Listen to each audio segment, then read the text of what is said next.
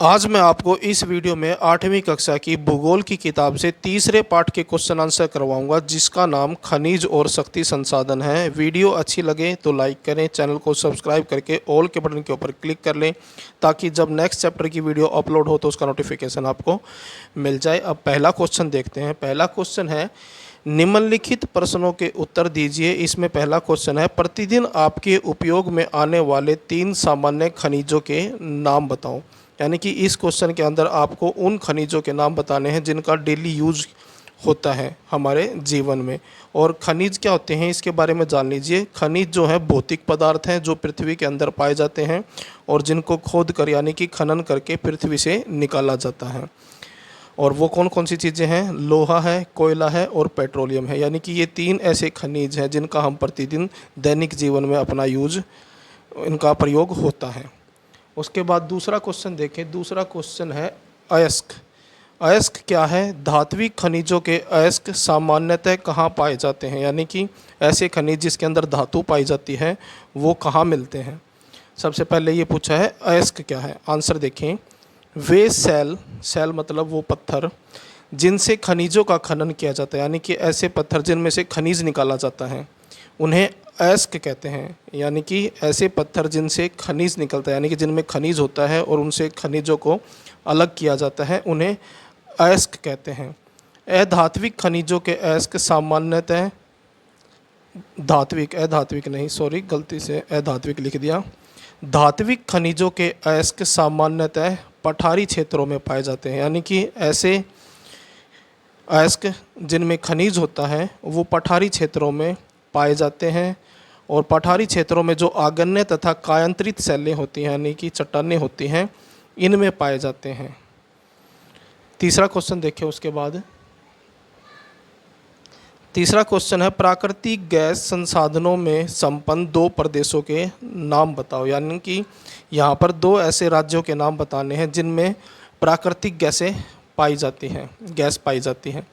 तो आंसर है इसका, पहला है राजस्थान। राजस्थान के जैसलमेर में प्राकृतिक गैस मिलती है। और दूसरा है महाराष्ट्र के मुंबई में, यानी कि मुंबई में भी प्राकृतिक गैस पाई जाती है। इसके अतिरिक्त यानी कि इसके अलावा कृष्णा और गोदावरी नदी के डेल्टा तथा त्रिपुरा में भी प्राकृतिक गैस पाई जाती है। उसके बाद नेक्स्ट क्वेश्चन देखें। निम्न के लिए आप ऊर्जा के किन स्रोतों का सुझाव देंगे? पहला है ग्रामीण क्षेत्र, दूसरा है तटीय क्षेत्र और तीसरा है शुष्क क्षेत्र। यानी कि इन तीनों क्षेत्रों के लिए जो ऊर्जा के जो स्रोत हैं आप क्या सुझाव करेंगे? यानी कि कौन से स्रोत से ऊर्जा प्राप्त करनी चाहिए इन इलाकों को? तो पहला है ग्रामीण क्षेत्र। तो यहाँ पर बताया गया है कि बायोगैस, यानी कि ग्रामीण क्षेत्र में जो है गोबर वगैरह मिलता है, तो और आपको पता होगा कि गोबर से जो है बायोगैस बनती है और जिससे हम जो है अपने प्रयोग में जिसको हम अपने प्रयोग में ला सकते हैं। तो यानी कि ग्रामीण क्षेत्र में जो है बायोगैस का प्रयोग करना चाहिए, क्योंकि इसको बनाने के लिए जो गोबर की ज़रूरत पड़ती है वो जो है आसानी से उपलब्ध होता है ग्रामीण क्षेत्र में। दूसरा है तटीय क्षेत्र, यानी कि समुद्र किनारे वाले क्षेत्र। ज्वारीय ऊर्जा, यानी कि जो समुद्र की जो लहरें होती हैं उससे भी बिजली बनाई जाती है। इससे जो है बायोगैस से बिजली भी बनती है और जो है इसका उपयोग घर में खाना पकाने के लिए भी किया जाता है। ज्वारीय ऊर्जा से भी जो है बिजली उत्पन्न की जाती है और पवन ऊर्जा से भी विद्युत यानी कि बिजली बनाई जाती है, क्योंकि समुद्री जो इलाका होता है वहाँ पर सारा साल हवा चलती रहती है और समुद्र की लहरें भी होती हैं। तो इन दोनों चीज़ों से जो है बिजली उत्पन्न की जा सकती है। उसके बाद है शुष्क क्षेत्र, यानी कि ऐसा क्षेत्र जहाँ पर वर्षा कम होती है, तो वहाँ पर जो है सारा साल सूरज निकला रहेगा, तो सूरज से जो है सौर ऊर्जा प्राप्त कर सकते हैं। यानी कि सौर ऊर्जा से जो है बिजली उत्पन्न होती है। तो ये जो है तरीके हैं ऊर्जा के स्रोत, यानी कि ऊर्जा इनसे प्राप्त की जा सकती है इन क्षेत्रों में। अगला क्वेश्चन है, 5 तरीके दीजिए जिनसे कि आप घर पर ऊर्जा बचा सकते हैं। यानी कि घर के अंदर जो बिजली है या ऊर्जा के दूसरे साधन हैं उनको बचाने के 5 तरीके बताने हैं। तो पहला तरीका है, आवश्यकता ना होने पर बिजली से चलने वाले उपकरणों को बंद कर देना चाहिए। यानी कि जब ज़रूरत नहीं है तो बिजली से चलने वाले जो उपकरण है, जैसे कि पंखा है, फ्रिज है या फिर कूलर है, अगर उनकी ज़रूरत नहीं है तो उनको बंद कर देना चाहिए। दूसरा है बल्बों के स्थान पर CFL का प्रयोग करना चाहिए, क्योंकि जो बल्ब होते हैं वो ज़्यादा वोल्टेज लेते हैं, CFL जो है कम वोल्टेज पे चलती है, तो इस वजह से जो है बल्बों की जगह CFL का प्रयोग करना चाहिए, जैसे कि आजकल LED का यूज़ किया जाता है। उसके बाद है सब्ज़ी पकाने के लिए प्रेशर कुकर का प्रयोग करना चाहिए, क्योंकि प्रेशर कुकर में जो है सब्ज़ी जल्दी बन जाती है, जिससे आपकी गैस की बचत होती है। उसके बाद है गैस स्टोव जलाने से पहले आवश्यकता की सभी चीज़ों को इकट्ठा करके रख लेना चाहिए। इसमें यह बताया गया है कि आप जब गैस चलाएं उससे पहले ही जो आप खाना बना रहे हैं उसका सारा सामान पहले ही इकट्ठा कर लें, ताकि आप गैस चला के फिर सामान लेने इधर उधर जाएं और जिससे गैस की बर्बादी होती है वो ना हो। उसके बाद है फ्रीज में रखी ठंडी सब्जियों को गर्म करने से पहले थोड़ा समय खुले में निकाल कर रख देना चाहिए। इसके अंदर ये बताया गया है कि फ्रीज में से कोई भी मान लीजिए सब्ज़ी है और उसको आप गर्म करके खाना चाहते हैं, तो फ्रीज में से निकालते ही तुरंत उसको गैस पर गर्म ना करें। उसको 5 या 10 मिनट के लिए रूम टेम्परेचर यानी कि जो कमरे का जो तापमान है उसके ऊपर रख दें, ताकि वो नॉर्मल तापमान पर आ जाए, और जब आप उसके बाद फिर आप उसको गर्म करेंगे तो वो खाना जो है आपका जल्दी गर्म हो जाएगा। और अगर फ्रिज से निकालते ही आप उसको गर्म करने लग जाएंगे तो उसमें जो है आपकी गैस ज़्यादा यूज़ होगी, वो थोड़ा टाइम ज़्यादा लेगा गर्म होने में। तो ये 5 तरीके थे जिससे आप घर पर ऊर्जा बचा सकते हैं। उसके बाद नेक्स्ट क्वेश्चन है कारण बताइए। पहला क्वेश्चन है इसमें, बड़े बांधों के निर्माण से पूर्व पर्यावरणीय पहलुओं को ध्यानपूर्वक देखना चाहिए, यानी कि जो बड़े बड़े बांध बनाए जाते हैं उससे पहले जो है पर्यावरण से संबंधित जो चीज़ें हैं उनका ध्यान रखना चाहिए। तो आंसर देखें, बड़े बांधों का निर्माण करने से पहले पारिस्थितिक संतुलन बिगड़ जाता है, यानी कि जब बड़े बांध बनते हैं तो उससे पारिस्थितिक जो संतुलन है जो वहाँ के जीव जंतुओं का वो बिगड़ जाता है। बांधों के निर्माण से भूस्खलन यानी कि भूमि के सरकने का तथा निम्नीकरण, और निम्नीकरण का अर्थ होता है कि भूमि के अंदर जो उपजाऊ शक्ति होती है उसका कम हो जाना भूमि निम्नीकरण कहलाता है। यानी कि बांध बनाने से ये दोनों चीज़ें होती हैं, यानी कि भूस्खलन यानी कि धरती जो है सरक जाती है। आपने देखा होगा कि जैसे कि पहाड़ों पर वर्षा के समय यानी कि जब मानसून होता है तो पहाड़ टूट कर नीचे गिर जाते हैं, मिट्टी सरक जाती है, उसको भूस्खलन कहते हैं। और निम्नीकरण का अर्थ होता है भूमि निम्नीकरण का, कि भूमि के अंदर पोषक तत्वों की कमी हो जाना। इसलिए बड़े बांधों को निर्माण से पूर्व पर्यावरण पहलुओं को ध्यान में रखना चाहिए। तो इसलिए ये बताया गया, इन दोनों चीज़ों की दिक्कत समस्या आ सकती है, इसलिए बड़े बांधों के निर्माण से पूर्व पर्यावरण के पहलुओं के ऊपर जो है ध्यान देना चाहिए।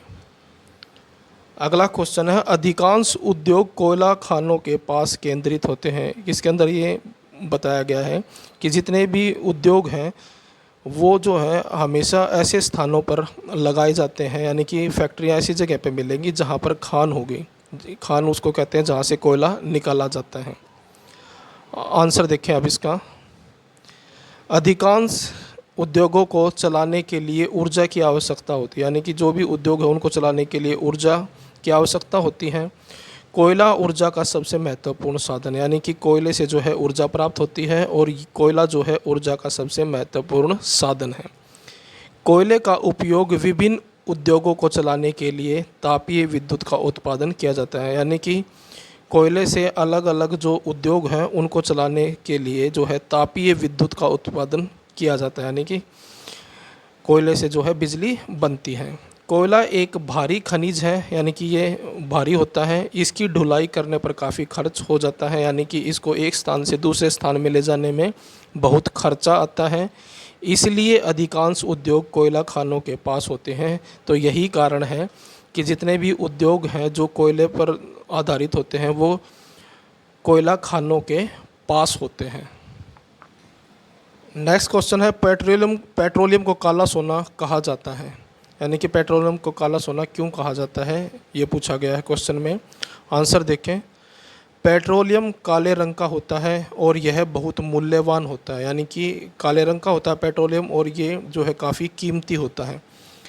काले द्रव को परीक्षण शालाओं में, यानी कि परिष्करण शालाओं का मतलब होता है जहाँ पर इसको जो है इसमें से जो है अशुद्ध चीज़ों को निकाला जाता है और अलग अलग चीज़ें बनाई जाती हैं, के माध्यम से अनेक प्रकार के उत्पाद जैसे कि डीजल, पेट्रोल, मिट्टी का तेल, मोम, प्लास्टिक और स्नेहक आदि तैयार किए जाते हैं। यानी कि ये सारे प्रोडक्ट जो हैं पेट्रोलियम से प्राप्त होते हैं।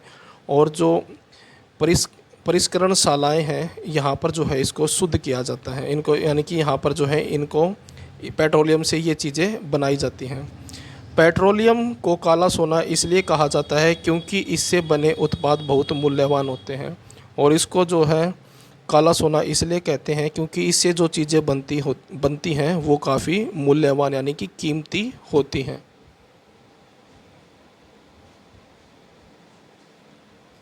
उसके बाद नेक्स्ट क्वेश्चन है, आखनन पर्यावरणीय चिंता का विषय हो सकता है। यानी कि खनन, कहता है कि खनन से जो है पर्यावरणीय चिंता का विषय हो सकता है। तो आंसर देखते हैं इसका। आखनन आखनन से पर्यावरणीय प्रदूषण होता है। आखनन का मतलब होता है खनन करना, यानी कि जो पृथ्वी को यानी कि धरती को खोदकर जो खनिज निकाले जाते हैं ना, यानी कि खनन करके, तो उसको आखनन बोला है।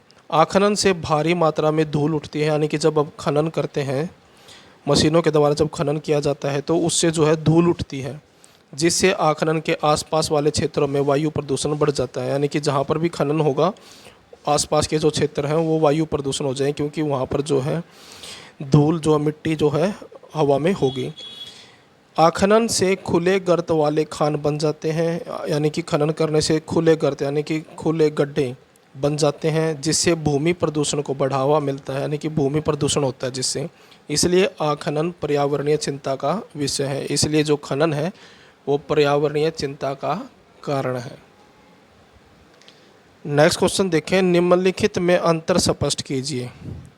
पहला है परंपरागत और गैर परंपरागत ऊर्जा के स्रोत, यानी कि अंतर बताना है। परंपरागत और गैर परंपरागत ऊर्जा के जो स्रोत हैं इनमें क्या अंतर होता है।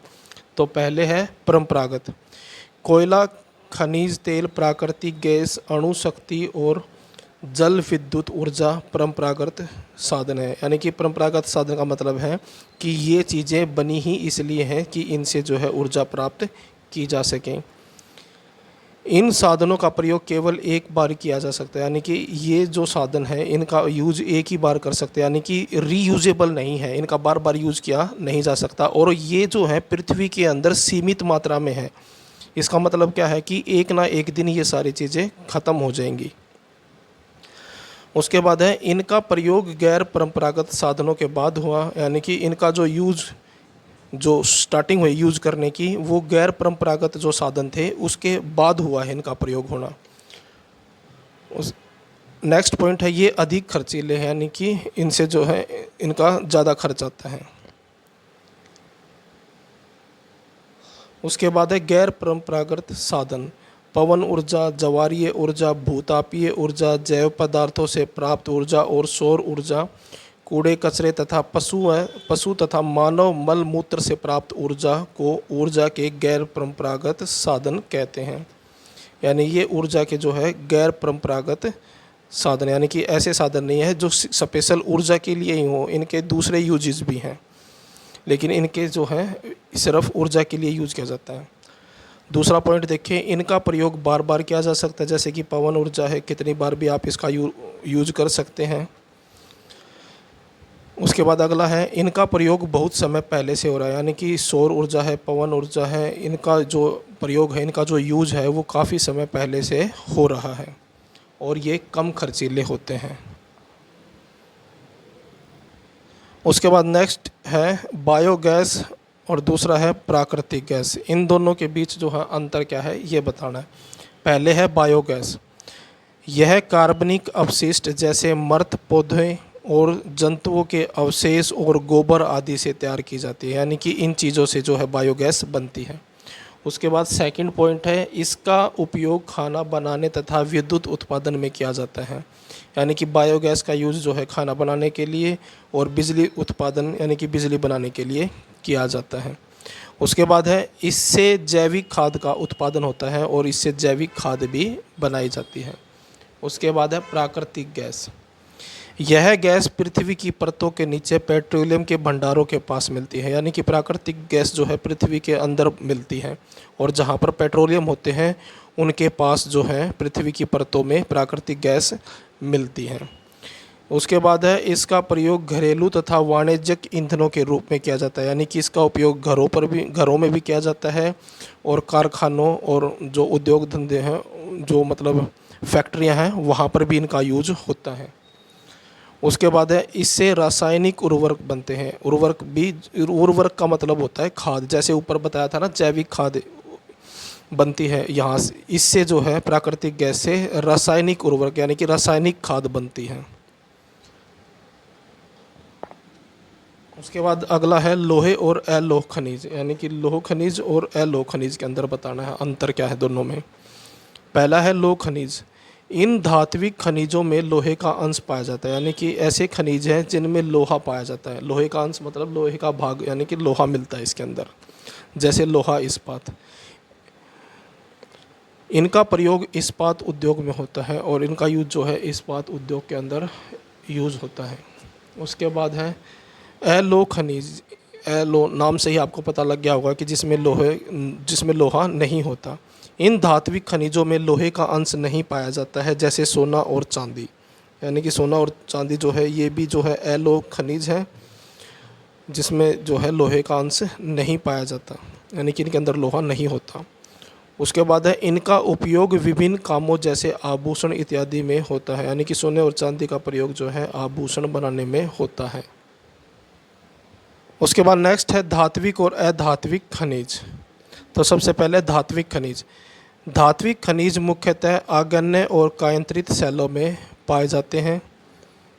दूसरा है लोहा, सोना, चांदी, तांबा, बॉक्साइट तथा टिन मुख्य धात्विक खनिज है, यानी कि ऐसे खनिज जिसके अंदर धातु मिलती है। इन खनिजों में धातुएं होती हैं। उसके बाद है अधात्विक। नाम से ही आपको पता लग गया होगा, जिसके अंदर धातु नहीं होती। अधात्विक खनिज मुख्यतः अवसादी शैलों में पाए जाते हैं। कोयला, पेट्रोलियम, पोटास, अभ्रक, जिप्सम मुख्य अधात्विक खनिज हैं। इन खनिजों में धातुएं नहीं होती। तो ये था आपका कक्षा 8वीं के भूगोल के तीसरे पार्ट के क्वेश्चन आंसर। वीडियो अच्छी लगे तो लाइक करें, चैनल को सब्सक्राइब करके ऑल के बटन के ऊपर क्लिक कर लें, ताकि जब नेक्स्ट चैप्टर की वीडियो अपलोड हो तो उसका नोटिफिकेशन आपको मिल जाए।